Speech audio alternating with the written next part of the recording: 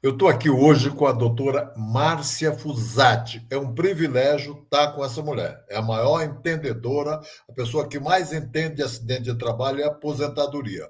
Doutora Márcia, muita gente me procura para saber sobre acidente de trabalho, sobre direitos dos trabalhadores, sobre o atestado que a empresa tem que dar, licença, aposentadoria. Dá uma ajuda aí, diga alguma coisa. Boa tarde, Medeiros. É um prazer estar aqui com você, uma pessoa que está sempre defendendo o trabalhador, sempre presente, né, nas situações que causam aflijo, né, ao trabalhador, aquela pessoa que presta o serviço para a sociedade e no momento do dissabor, do infortúnio, ela está sempre desassistida, seja pelo INSS, seja pela empresa, seja por um todo. O acidente de trabalho, ele é um benefício ao trabalhador que desenvolveu uma doença ocupacional diante do trabalho ou teve um acidente de trabalho. As pessoas confundem. Elas acham que acidente de trabalho é só quando o trabalhador cai do andaime ou quando o trabalhador perde um dedo. O acidente de trabalho também é quando ele tem uma doença ocupacional, uma LER, uma doença na coluna, uma síndrome de burnout, quando ele sofre aquele assédio, né? Aquela pressão no ambiente de trabalho, que ele tem um problema psicológico, também é acidente de trabalho. Então, muitas das vezes, o trabalhador, quando sofre um acidente de trabalho, o maior problema é comprovar o acidente de trabalho, porque ele vai até o empregador e o empregador ele não emite a CAT. O que é a CAT? A CAT é a comunicação de acidente de trabalho. E o trabalhador, ele pede a CAT, o empregador não emite, ele vai até o INSS, fala que é doença previdenciária, mas o trabalhador ele pode ir até o sindicato emitir a CAT quando a empresa se omite. Ele mesmo pode emitir a CAT, levar para o médico dele assinar. Ele tem outros meios para comprovar o acidente de trabalho. Hoje também a gente tem o nexo, né, com a doença do trabalho, com a função que a pessoa tem. O próprio INSS, ele pode reconhecer o acidente de trabalho, independente da CAT. Porque são doenças, vamos supor, se a pessoa é motorista de ônibus, ela tem uma hérnia de disco, já é uma doença do trabalho. Se ela é um profissional de enfermagem, carrega muito peso, tem um problema no joelho, ou se ele é bancário, tem um problema de depressão profunda, pela aquele pressão, pelas aquelas metas inatingíveis, já são doenças que já tem o nexo, já está no rol. Então, nessa situação, que o trabalhador teve um acidente, não tem colaboração da empresa ou do banco, o que o trabalhador pode fazer? O trabalhador mesmo pode preencher a CAT, ele pode entrar no site do INSS, ele preenche a CAT, pede para o médico dele assinar, ou ele pode ir no sindicato para poder pedir para o sindicato da categoria. Tem outros meios para ele comprovar o acidente de trabalho. Qual é o benefício quando você tem a comunicação de acidente de trabalho?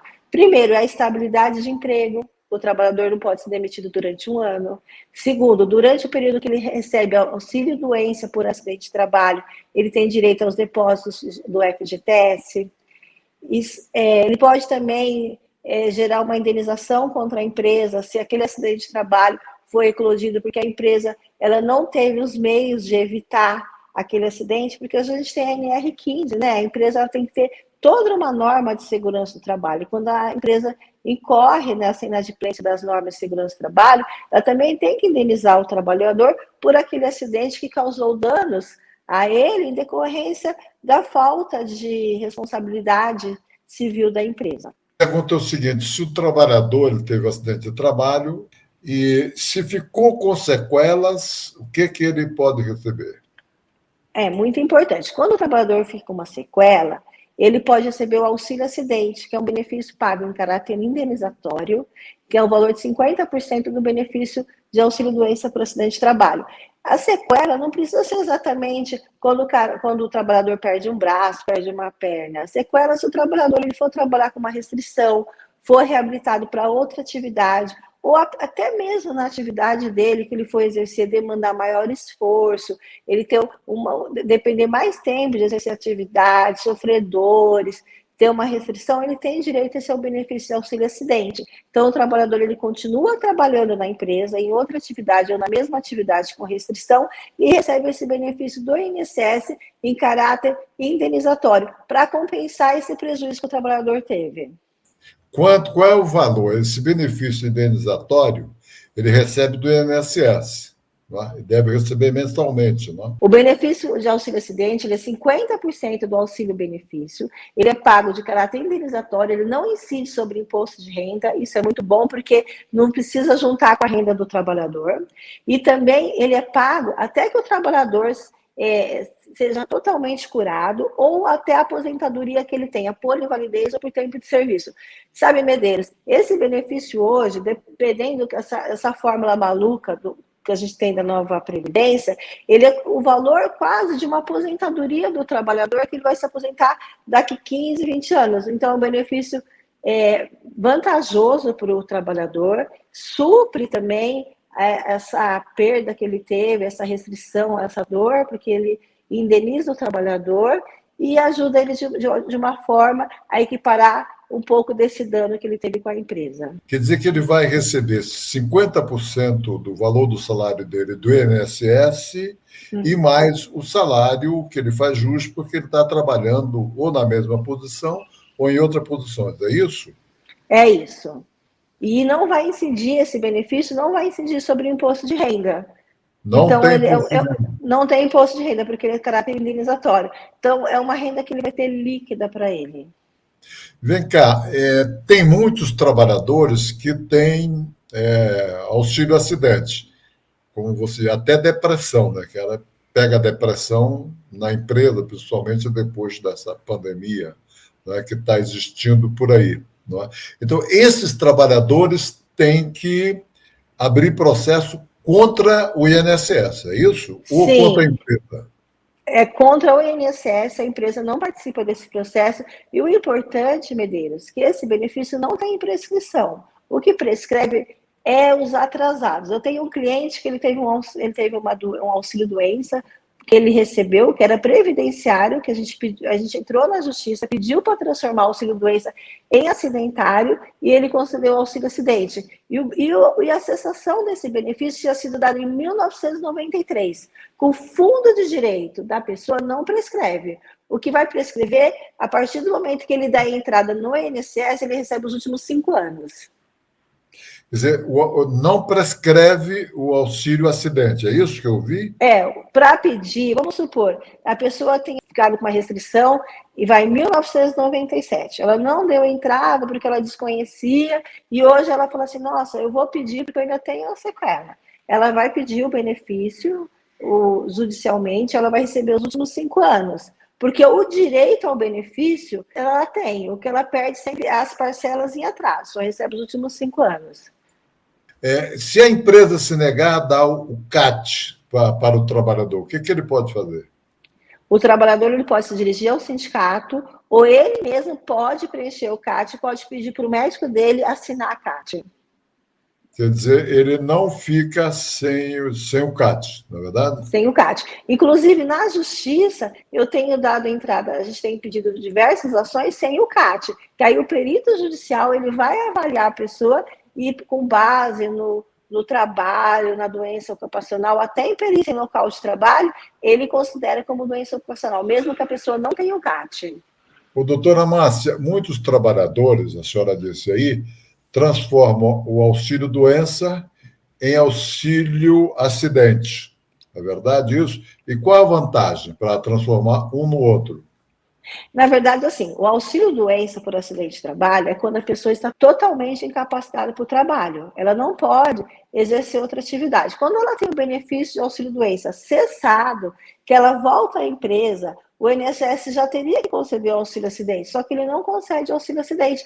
Muitas das vezes, por quê? Porque o médico lá do INSS, ele está lá para negar o benefício, né? E aí o médico nega o benefício e não concede. Então, quando cessa o auxílio-doença, e você pede o auxílio-acidente, porque se você transformar, é vantagem transformar o auxílio-doença, acidente de trabalho, em aposentadoria por invalidez, que é a mesma renda. Só que a pessoa volta ao trabalho, aí ela pede esse benefício indenizatório.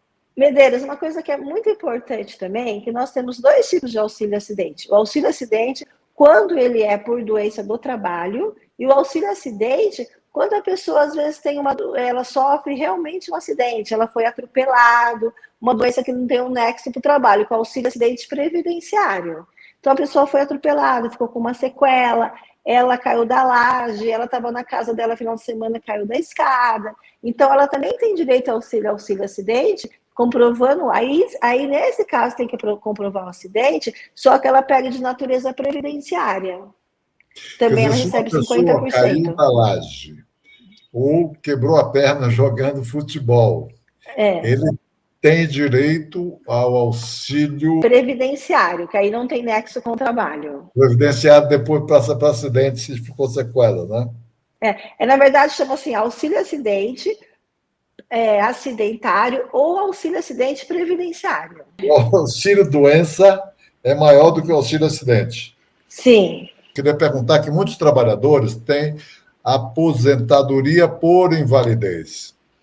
E ele, às vezes, ele pode transformar essa aposentadoria por invalidez por aposentadoria por acidente, alguma coisa assim?